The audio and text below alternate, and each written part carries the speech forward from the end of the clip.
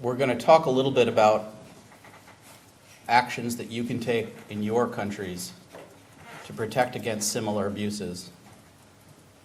But I thought it might be valuable to take a little break now to see if you have any questions or reflections on the video that you saw.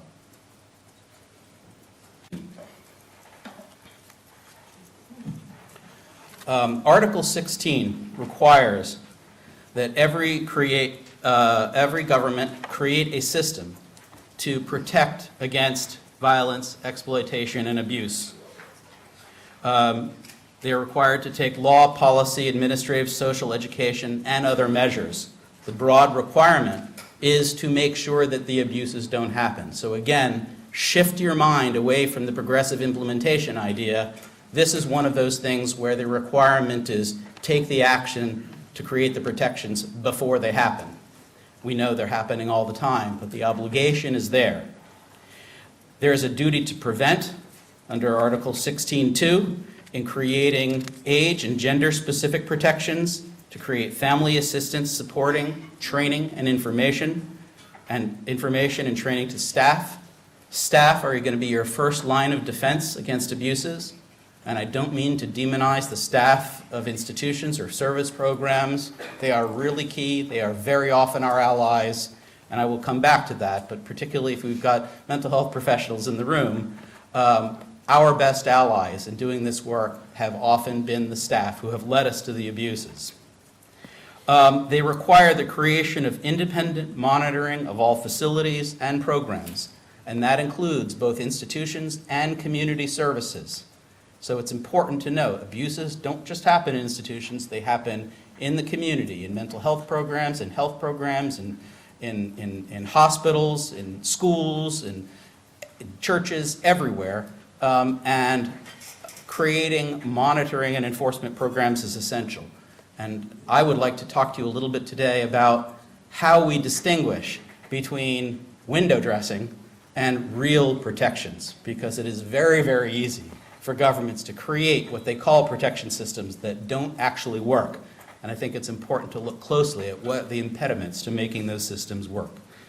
Article 16 requires remedies for victims and effective law and policies to allow for broad implementation. So it's not just about individual protections. It is about, and here the progressive implementation is essential, that long-term planning. I don't mean to make light of the importance of long-term planning to create the underlying social change and changes in programs and services. Deinstitutionalization does take a long time, and that process must immediately begin. There has to be an effort to integrate people in the community because of the heightened risk of institutions.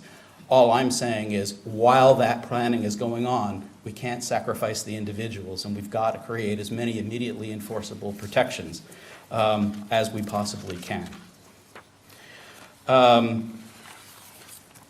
In terms of protections, what kinds of systems work?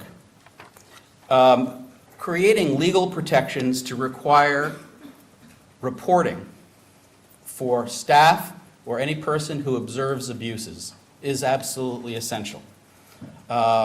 So reporting requirements, there is an obligation on the part of people who witness abuses. Simply putting a complaint box is not going to do it. And we'll talk a little bit about all the impediments for why people would be hesitant to put the complaint in the complaint box. So you're going to have multiple lines of defense. You're going to have the staff, you're going to have reporting requirements that the staff have to have, and you're going to have the independent monitors that come in and see what's going on. There are specific things that particularly mental health and service providers should be required to note and to report on. Anytime physical restraints are used, seclusion, any restrictions on basic liberties, if a person is denied access to a telephone, there should be a reporting requirement. Major medical interventions, coercive care, whenever sexual abuse takes place, relationships between staff and patients.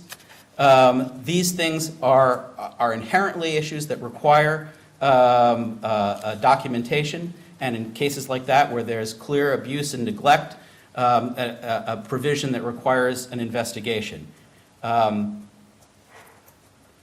We have found, and there is also empirical evidence, for the fact that the very act of requiring authorities to note something often reduces the amount that it takes place.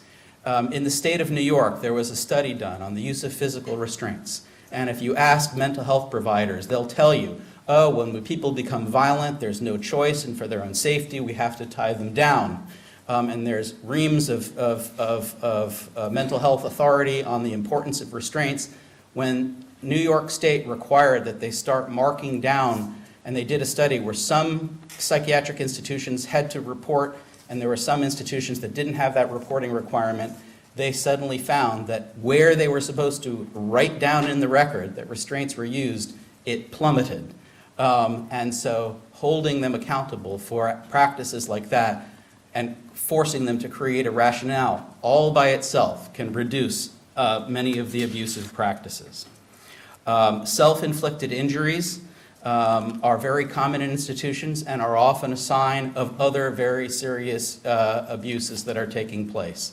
And so looking into that, in many of the facilities that we've seen, you see kids biting themselves, you see other forms of self-abuse that often has come with some kind of other emotional abuse and is a reason for looking very closely.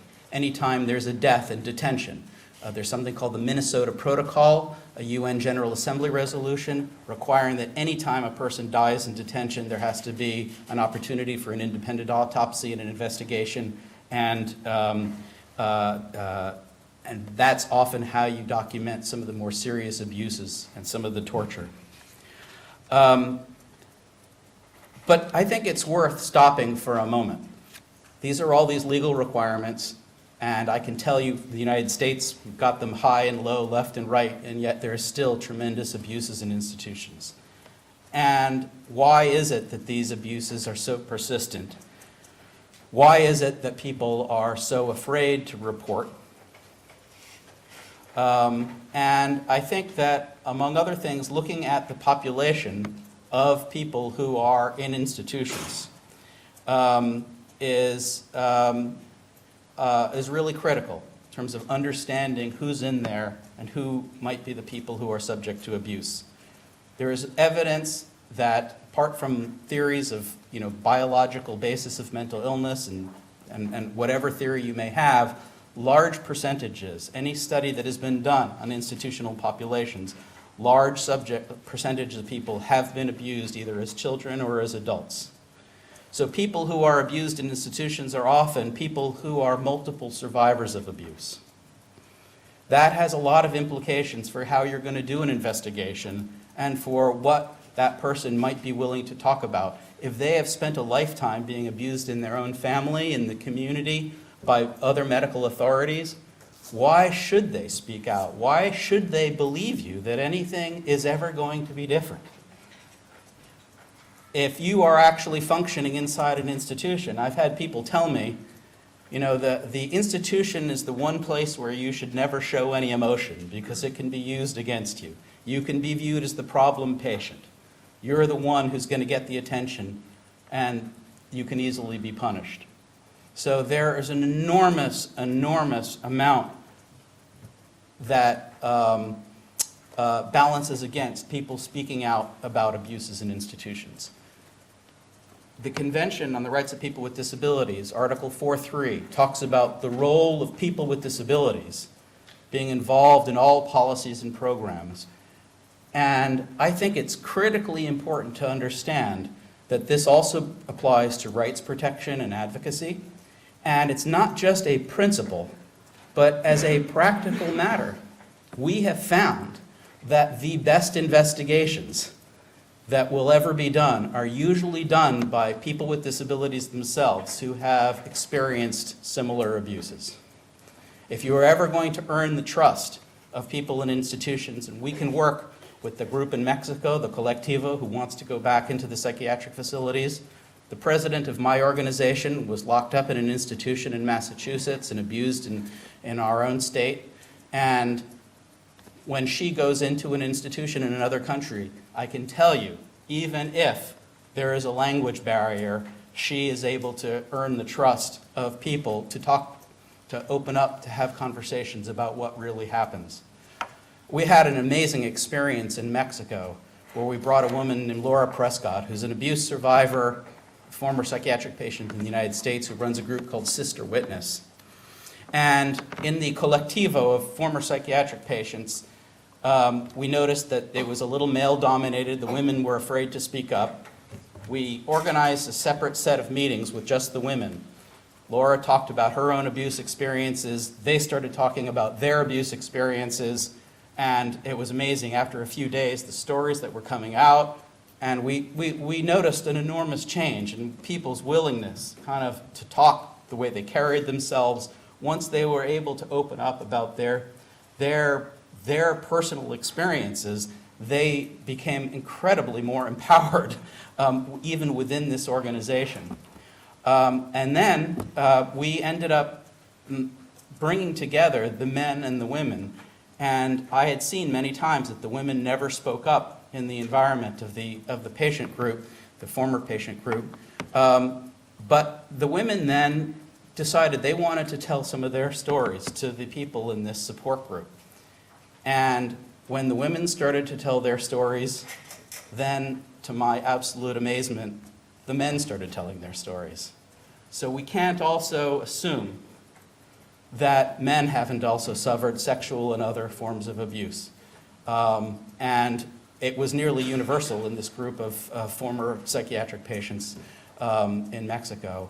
And it was an incredibly cathartic experience, totally taken at their own initiative to share these experiences. We have found that peer support among ex-patients and people with disabilities living in the community has been tremendously powerful in many countries. Countries where mental health services in the community do not exist. And again, in Kosovo, a country where we couldn't create the community support system to get people out of the institution, we were able to create peer support programs. And the peer support programs helped people. They opened up the doors of the psychiatric facility. They helped each other live in the community. They helped each other get jobs. Some of them actually went back to the psychiatric hospital to sleep because they had no place else to sleep. But they opened up the door, and it was amazing what peer support was able to do.